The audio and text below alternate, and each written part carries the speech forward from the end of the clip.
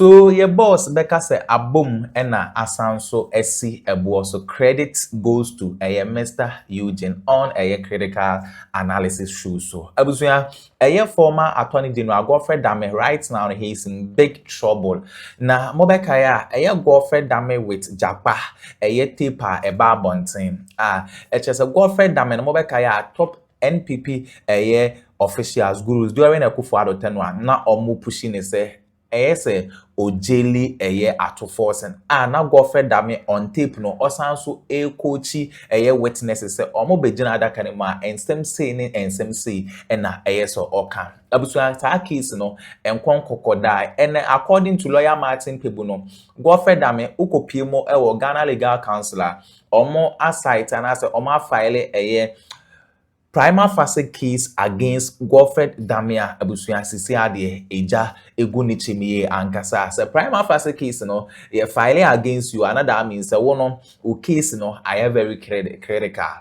I critical to say investigations na no full evidence ye den wo ho Richard Japa. Sa time no ato forcing Ninyame ene Richard Japa ono ene twitwaje na even pomre bi lawyer Martin Pebu na aka say ono ete say Godfred Dame kase case no ato force nim ho hwe abuzuya yenko nkotie ensema Martin Pebu ede to dwa submissions or de to dwa political highway so sound so efa yes petition or petition to Chief Justice or more say Saura cases ekoso no say Chief Justice share na suspending na omo no omo bekwa koye nyoma bebre na breaking news na nkasa ye Godfred Dame a say ya site Prime Facie Case against him. You officers of the court are on as well. How does this get to you? I mean, is there any real basis for these concerns? Yeah, the lawyers we've been speaking to are torn between both sides. There are those who support this. Others also say that, well, if I'm a lawyer and I have a client, I would want my client's case to be completed as quickly as possible so that, you know, we can know the fate of the client. Where do you stand? Where does the pendulum swing for you? Yeah, so this become a very complex matter. On the matter of if you're a lawyer, you want your client's case to be tried quickly. Mr. Counsel, it's not that simple. There are a lot of cases that as a lawyer, you don't want the case to be tried quickly. Actually, you are paid to delay it as much as possible so that there can be the next election and hopefully the client's party will come, that they will win elections, and hopefully that case can be discontinued, nulli prosequi, etc., etc. You see, like what the last one that Dr. Ayine did. But of course, we know that some of those cases, I mean, he had to stop them. The unethical behavior of Godfred Dame in the Japa case, Japa and Ato forcing case. So the tape is there. You know that the tape has finally made its way to the General Legal Counsel, and they found a prima facie against him, coaching witnesses, etc. So that's terrible. And some of those cases, if we want to go into each of those, it will delay us. But I'm just showing the example that sometimes lawyers are happy. The Ato forcing case didn't delay. He was even acquitted. They were acquitted by the Court of Appeal, just setting the record straight. But Godfred Dame then filed a notice of appeal to the Supreme Court.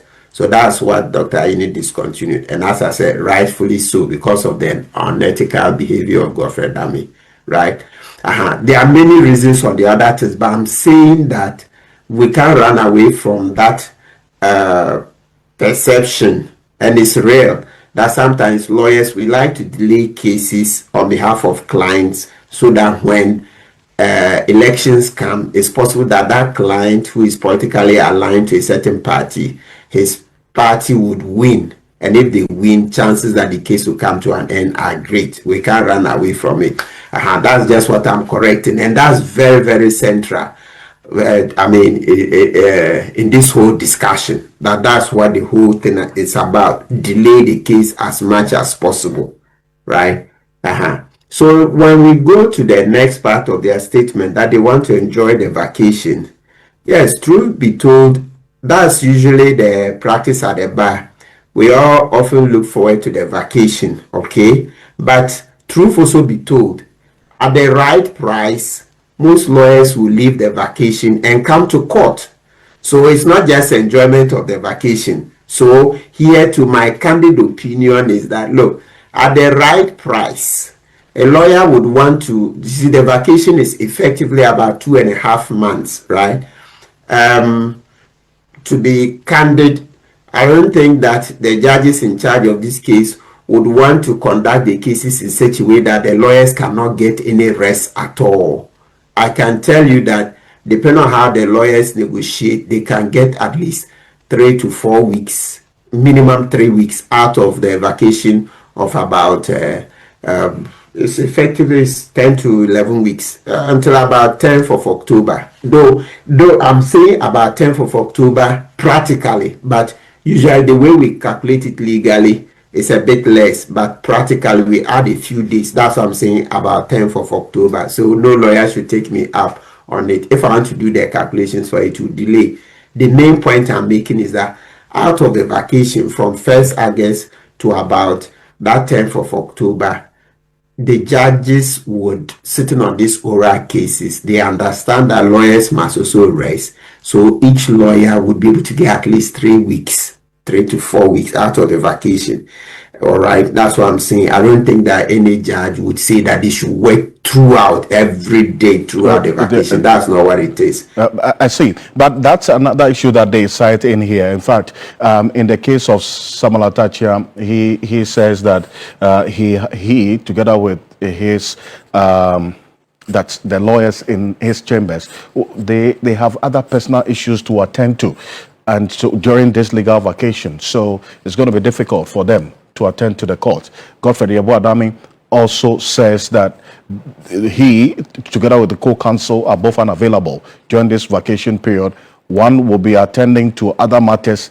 One will be marking Ghana School of Law exams and as well. So technically, they are unavailable. I mean, they say they plan their vacation, and as you know, say you're lawyers, you know that within this period, your vacation is already scheduled, so you go ahead. You cite the 2 instances where they could have done this without necessarily, having to go on this path. But from what you do know, I mean, now that they've written to the Chief Justice, how is it going to play out?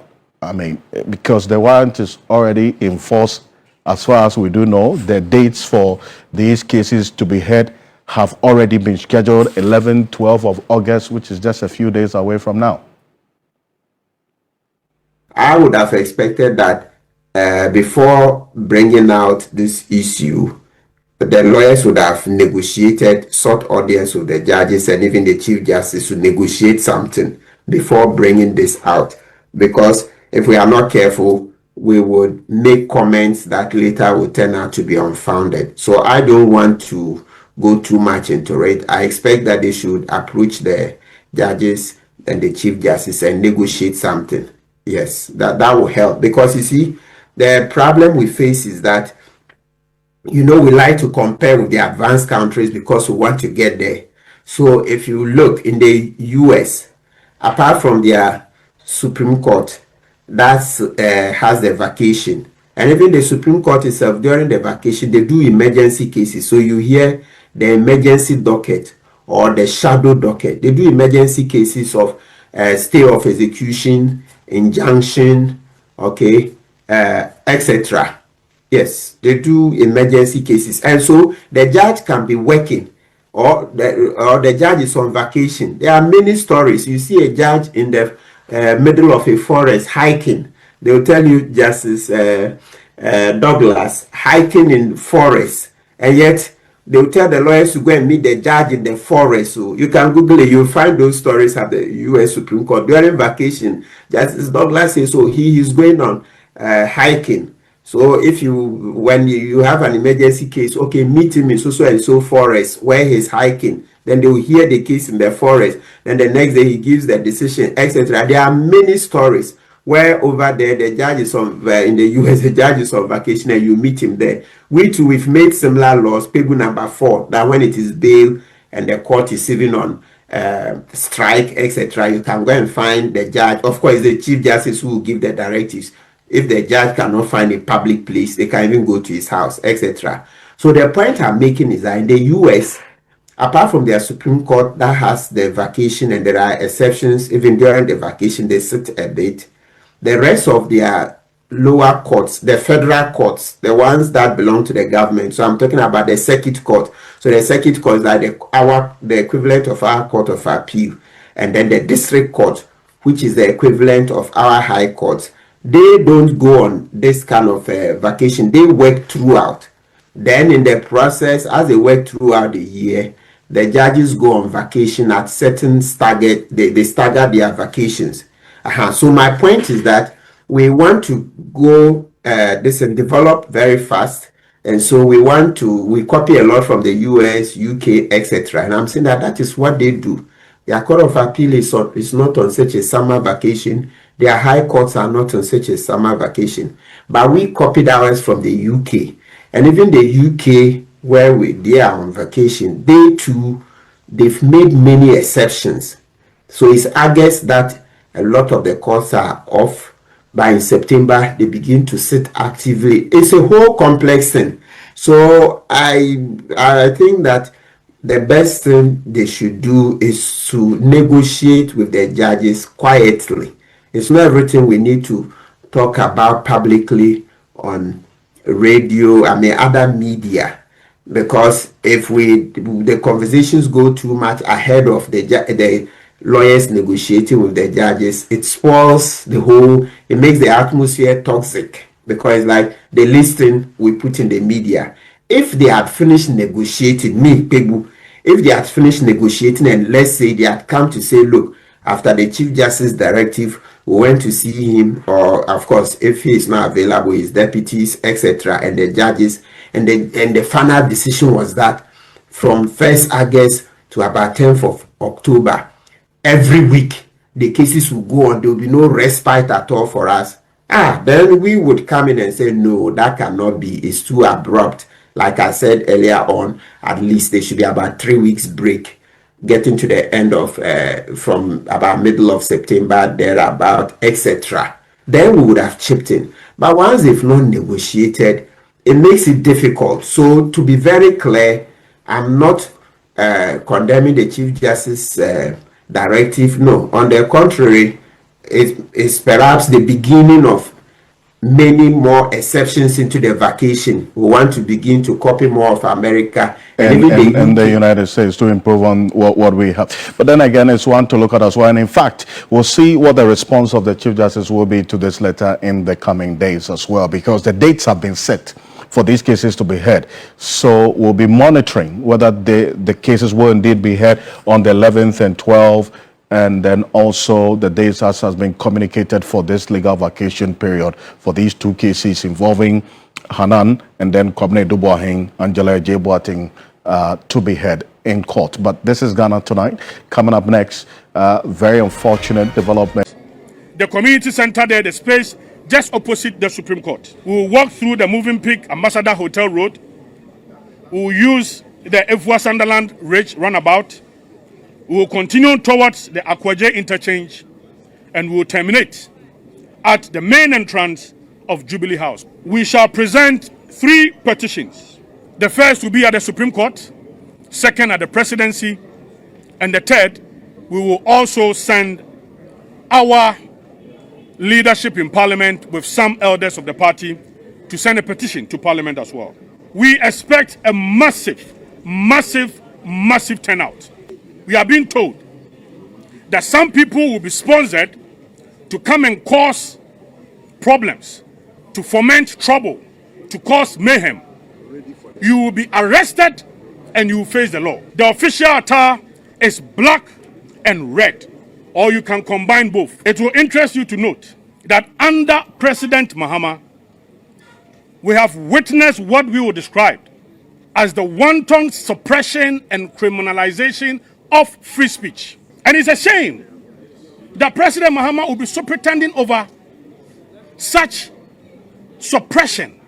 It is becoming alarming and it's becoming frightening. Today, under your watch, We can count as many as 40. Well, so that's Henry Nanabuache there. But Rashid Tanko Computer, why do you raise issues with this demonstration taking place tomorrow? The party says regardless of what you're doing as the NDC or government, they have the right to still demonstrate. A group of insensitive people. Why is that? Who are not sensitive to the plight of the deceased family of the 8 gallant men who died in action. They are insensitive. Our culture and tradition, upholds what they are trying to do tomorrow. We must face it and tell them in their faces. Look, when this thing happened last year, Steve August, they were there, sharing tears with us, mourning with us, not knowing that they were sharing crocodile tears. Is that what you think was happening? Don't we have 1 year anniversary when we lose our loved ones? Don't we celebrate it? It's part of our culture and tradition. We do what we call 1 week. When we lose our loved one, we celebrate 1 week. After 1 week, the family sit down and then come out with a date to now do the final funeral rite. After the final funeral rite, we have what we call 1 year anniversary. We gather together and then pray for the deceased. The state has organized a program, a lineup activity. In fact, indeed, it started yesterday, where we had a lecture at Burma camp. The military high command, the vice president represented the president at the function. I was there myself. They had a lecture about their life. These 8 gallant men.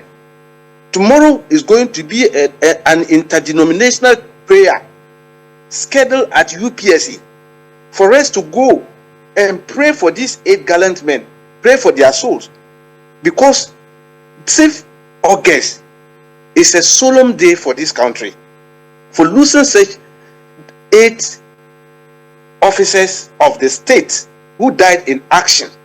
And in the evening, we are going to hold another program at Defense Ministry of Defense to unveil a bust over there on behalf of my boss, my former boss. Then NPP will go and organize a demonstration on that day, which is tomorrow. How will you describe people like that? Well, they say that they've just issued a statement right now under the signature of the General Secretary of the party. They say grief has no party colors, and that the MPP will join the government, the Ghana Armed Forces, the bereaved families, and all Ghanaians in mourning and in tribute. Those who perished included senior figures of the governing party.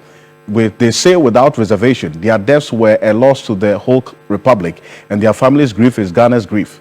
They commend every Ghanaian taking part in this week's activities, and they encourage participation in the nationwide blood donation exercise, a fitting and life-giving tribute. They must also remember why they were in the air that morning. They say that how they died is why they are even going for this protest tomorrow, and that they were flying to Obuasi in the service of a national mission, the fight against illegal mining and the destruction of our lands and rivers. They did not die at rest. They died at work in pursuit of a cause the whole nation has declared urgent. And they say that even after their death, Galamsey is ongoing. And so that's the reason why it even strengthens their resolve to be on the streets tomorrow. Mr. Tango. This is a Trojan horse statement. You know the Trojan horse? What do you mean? But read it. Can't you see the hypocritical nature of the statement? When we started raising this matter, that they quickly went and drafted this one. Ignore it with the contempt it deserves. If you I've asked one of them this afternoon, assuming your father was one of them, will you go and demonstrate tomorrow? Will you go about doing demonstration? Is that what our culture told us to do? Why safe August? That's why I describe them as a group of insensitive people. Because if you are sensitive in nature to the bereaved family, all of them, the bereaved family tomorrow are going to be there to be grieving for the loss of their beloved ones. And you are there. You'll be there chanting on the street. You'll be there chanting on the street. You've gone there around hiring people. The last time you did that at Yoko, you went and hired people and gave them 150 Ghana cedis. motor riders and all that. Some of them didn't even know why they were there. I see. You So even brought people they, all they the way say from they have intelligence that there are some people who have been hired to come and disrupt the protest tomorrow. Is the NDC hiring people to go and disrupt the march tomorrow? Or cause trouble? For what reason? For what reason? Since we came to office, let me tell you, they have been demonstrating day in, day out, holding press conferences upon press conferences. That's why I'm saying these people are hypocrites. They even went ahead and demonstrated at the Flagstaff House in the night. Has anybody been picked during demonstration? All these demonstrations they did. Suffice that to under their regime 8 years. You remember Vomawo and his group? Just demonstration. You saw what they did to them. The hell they went through. What are they talking about? You see, these people are, you see, we are in the morning mood. We've started this thing. But you see, they will not stop in disturbing the peace of this country with this kind of rhetoric they are always into. Free speech. The one who read the press conference, Nana B, every day he's hopping from one TV station to another TV station, radio station to radio station. Has he been invited anytime or anywhere to come and answer questions for what he's been doing? Okay. He's a lawyer. He understands this. He knows his limit. But when you go and take a mobile phone, because data is cheap, 5 series data, you go and use the phone in front of your face, and you are threatening the president. You are saying you killed the president and the family, and you call this one free speech. Even in your village chief, can you threaten him and still stay in the village? Right. What kind of life are we doing in this country? This afternoon, I asked one of them like that. You are from a community. I know the community where you are coming from. There is a chief there. Go there and threaten the chief that you kill the chief and see whether you can live in that community for 24 hours again. So it's because it's John Dramani Mama. You people just get up and start making reckless statements and say because of that free speech. Well, they say tomorrow they are hitting the streets. So we'll see how it happens. They're going to present 3 petitions to the judiciary, to parliament, and to the presidency, the 3 arms of government. Thank you. So abuzuya we ne ensema ekoso ewo political highway so Godfred Dame na CC ano na so ayehia Godfred Dame ankasa no abuzuya man no ensem eboboba ne side ya beda masesa mo de pene kokotisa ensem we edema aha gossip politics TV so